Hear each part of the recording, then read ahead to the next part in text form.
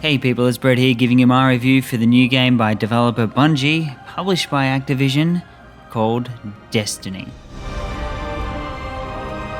Destiny is from the same developer who gave us the Halo franchise, and with this brand new first-person shooter, we get a few MMO elements thrown in for good measure. We called it The Traveler, and its arrival changed us forever. If you're a gamer that hasn't been stranded on a desert island for a year or so, you've no doubt heard about this much hyped, long-awaited game. It's been touted as a next-generation experience with an advertising campaign that probably cost nearly as much as what it did to actually make the game. That brings me to my first real issue with Destiny and its hype machine, that being the term next-gen experience. Unless of course you can have a next-gen experience on previous-gen hardware such as the Xbox 360 and PlayStation 3, especially when making Destiny a cross-generation game looks to have affected aspects of the game such as graphics, which are nothing mind-blowing and would even come close to games made leading up to the release of the Xbox One and PlayStation 4 such as The Last of Us.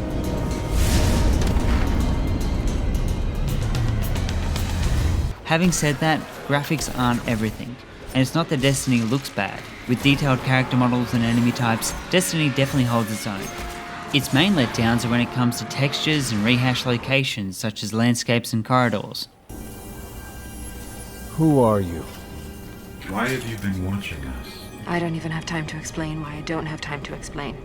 The story in Destiny does very little to grab your attention, with the backstory being more interesting than the one that is actually taking place.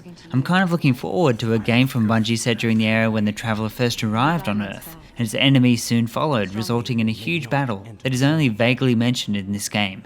With a story that lacks the ability to engross you in its proceedings, I was a little miffed when I went back to play through some of the story missions, only to find that I had to sit through the cutscenes again in their entirety. While I understand not allowing you to skip the cutscenes on the first playthrough, not being able to skip them on future playthroughs is something that seems to be a bit of an oversight. I liked replaying the missions, yet having to watch the same cutscenes again and again is definitely something of a deterrent.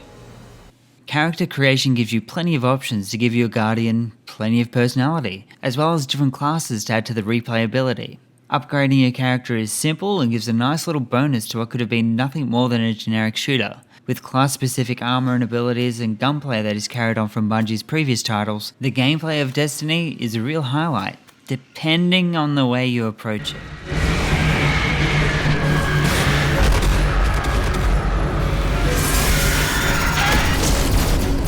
My time playing Destiny was mostly by my widow lonesome, and it's playing it like this that really brings out some of its flaws, particularly with the enemy AI. Despite a few spots, I never really found Destiny to be too much of a challenge, considering the fact that for the most part I could just hang back and pick the enemies off one by one. Other times I found myself backed into a corner thinking that things were about to get intense, only to find that the enemies backed off when they reached what I could only perceive as being an invisible wall, meaning I could just go forward, see an enemy, pick them off, and have them do absolutely nothing about it. That and clearing out an entire room of bad guys using pretty much nothing more than the melee attack made a lot of the missions a cakewalk, especially on those earlier levels.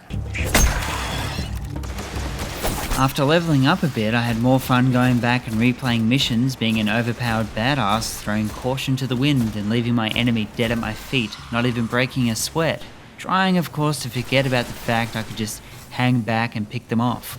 Having since played through some story missions and strikes with other players, you come to realization that Destiny is way more fun played like you and your companions are an unstoppable force in the solar system.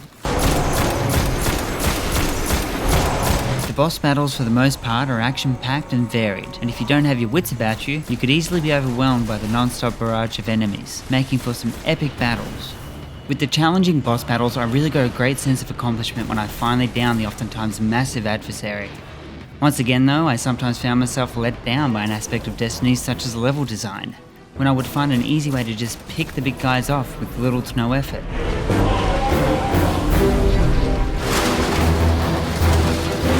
Strikes and patrols are pretty much just side missions, with strikes being the more satisfying of the two. Being matched up with two other Guardians and working together to complete objectives, ending in one of those epic boss battles, really is something that brings across that sense of camaraderie.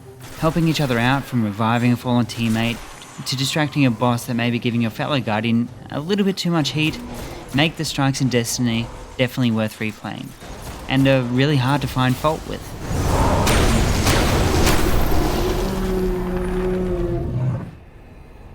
Patrols, on the other hand, are pretty much just free roam sections with respawning enemies and minor missions scattered across the landscape, consisting of pretty much nothing more than kill enemies and collect whatever they drop.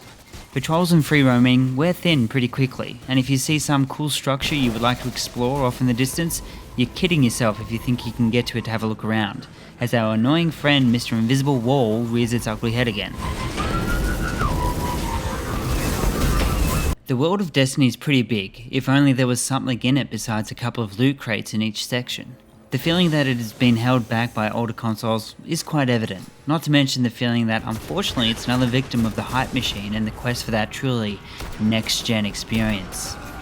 Once you push all that aside, and you realise that yes, it has flaws like repetitive mission structure and wonky enemy AI, you can sit back and enjoy a pretty damn good first-person shooter, with other attributes chucked in to help make it even more enjoyable. It's a game that comes down to at times having good reflexes, and with its fast-paced action sequences can be quite a thrilling experience. As long as you don't expect it to deliver the world, you and your mates can just enjoy it for what it is and not what the hype machine was saying it would be. I'm giving Destiny a 7.3 out of 10.